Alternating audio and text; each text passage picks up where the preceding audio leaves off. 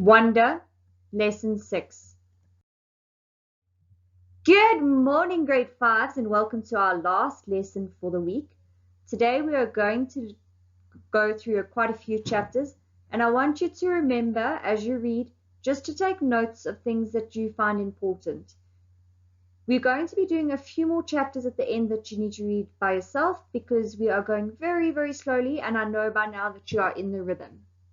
So you'll see in front of you now that there is a new precept on the board, and that precept is your deeds are your monuments.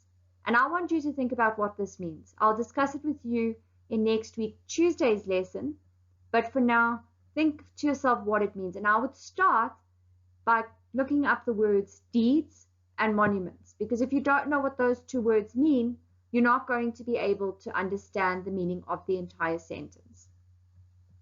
Without further ado, let's jump into our first chapter for today. Lunch. Vaya had warned me about lunch in middle school, so I guess I should have known it would be hard. I just hadn't expected it to be this hard.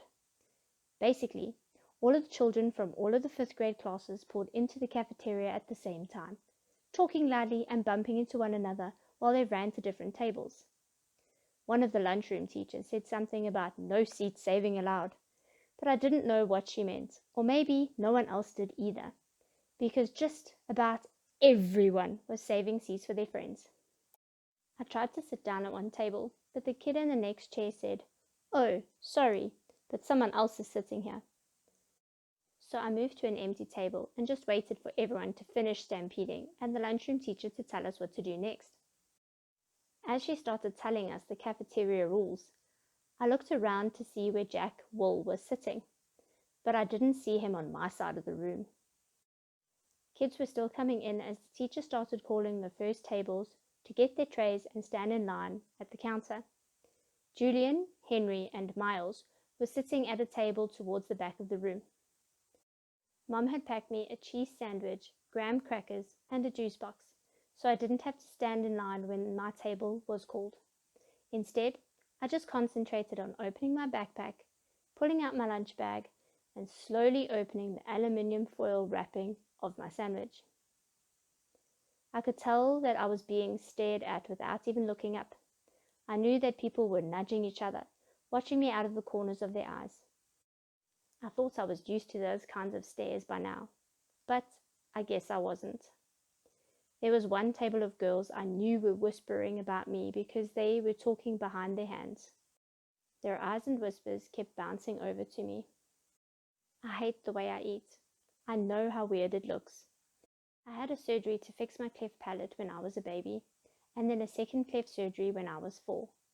But I still have a hole in the roof of my mouth. And even though I had jaw alignment surgery a few years ago, I have to chew food in the front of my mouth.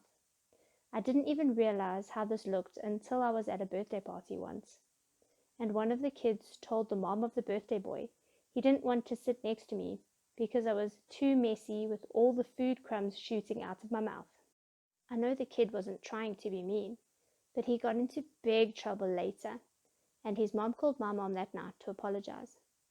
When I got home from the party, I went to the bathroom mirror and started eating a saltine cracker to see what I looked like when I was chewing. The kid was right. I eat like a tortoise. If you've ever seen a tortoise eating, like some prehistoric swamp thing. So, you just listened to the chapter about Augie's first lunch at school, and you will have noticed that there's some big things that happen in that chapter in terms of how the kids treat Augie. It also gives us insight into how Augie has come to see himself and to become aware of how he looks to other people. So, as a person, how do you feel after listening to that chapter? Do you feel anger at the kids? Do you feel indifferent? Whatever you feel, try to sum it up and put it into words. You don't necessarily need to write it down, just be able to vocalize what it is you're feeling. We're now going to jump into our second chapter for today.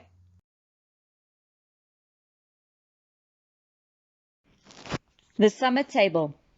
Hey, is this seat taken? I looked up and a girl I never saw before was standing across from our table with a lunch tray full of food. She had long wavy brown hair and wore a brown t-shirt with a purple peace sign on it.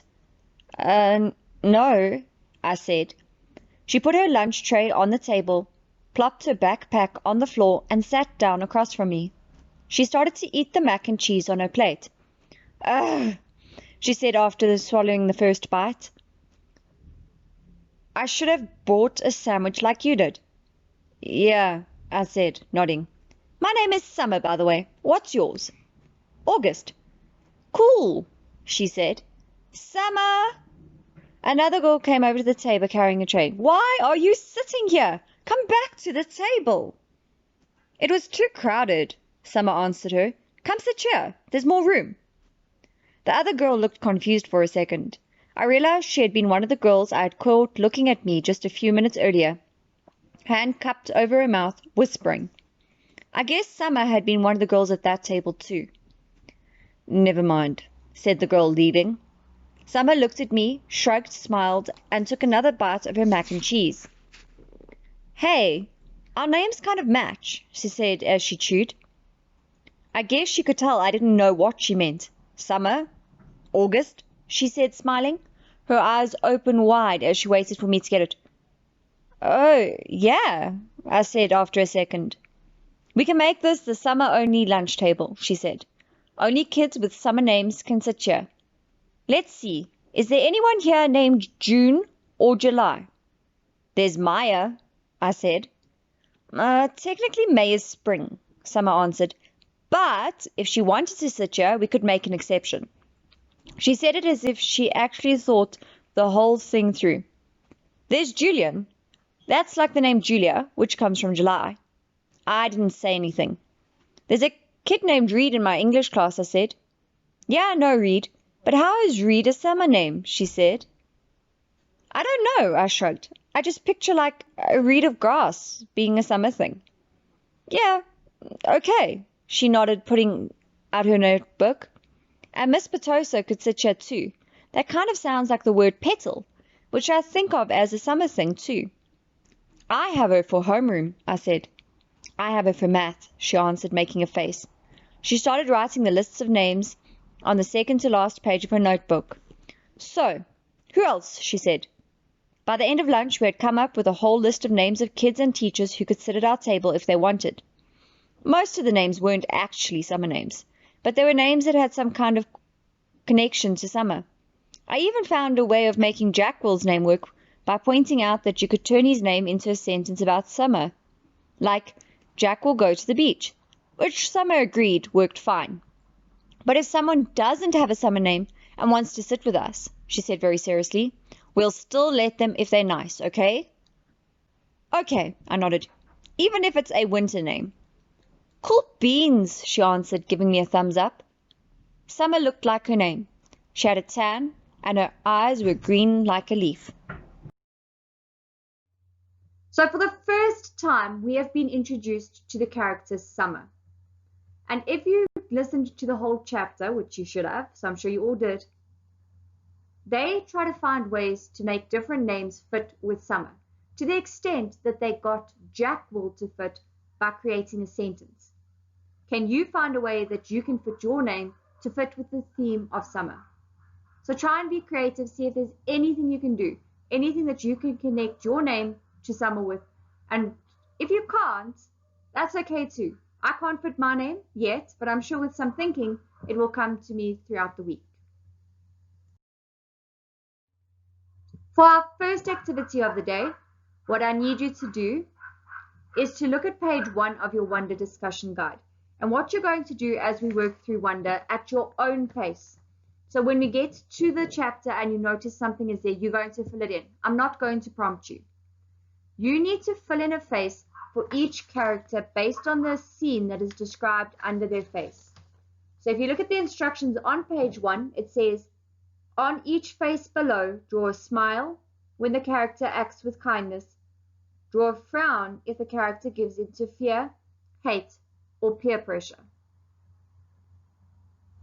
So we're going to do the first one together just so that we can be on the same page. After that, you are doing it at your own pace. And when we finish Wonder, so after we have finished the very last chapter of Wonder, we'll go through all the faces and mark it together. So for today, the scene described is when Summer sees Augie by himself at lunch, she leaves her friends and sits with her. Now, is this an act of kindness? Or is this an act where the character is given into fear, hate, or peer pressure? So I'm going to start with the eyes. So I just need to fill in the one eye. And am I going to add a frown or a smile? Well, she goes over, leaves her friends, and sits with her. This is an act of kindness. So I'm going to draw a smile in on her face. And you can all do the same now. Please keep the faces open with you as you work through the rest of the chapters as we go through Wonder, just so that you can do it straight away, or look at it at the end of each lesson to see if any of the scenes described have happened. Our second activity for the day is also from the discussion guide and can be found on page 5 of your discussion guide. And it's 2 questions, but they are both under question 5. So question 1, the school lunchroom can be a stressful place, whether you're sitting by the cool kids, the smart kids, the jocks, or the outcasts. How do you think Augie feels on his first day when he sits down to eat his lunch alone? The second part of the question asks you, what does it tell you about Summer as a person when she leaves her comfort zone of friends to sit with Augie, the boy nobody wants to be seen with? So comfort zone is what we do because we're comfortable with it. It's like the ordinary routine things. At break, we go and sit with our friends because that's routine. It's not a bad thing. It's just our comfort zone.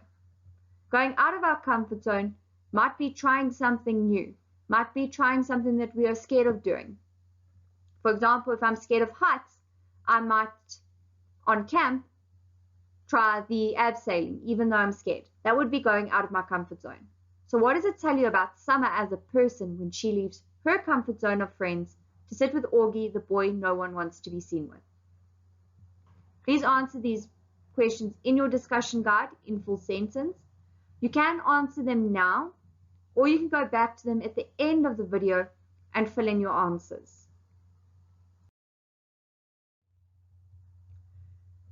Chapter 20 of Wonder, titled 1 to 10, should be read aloud.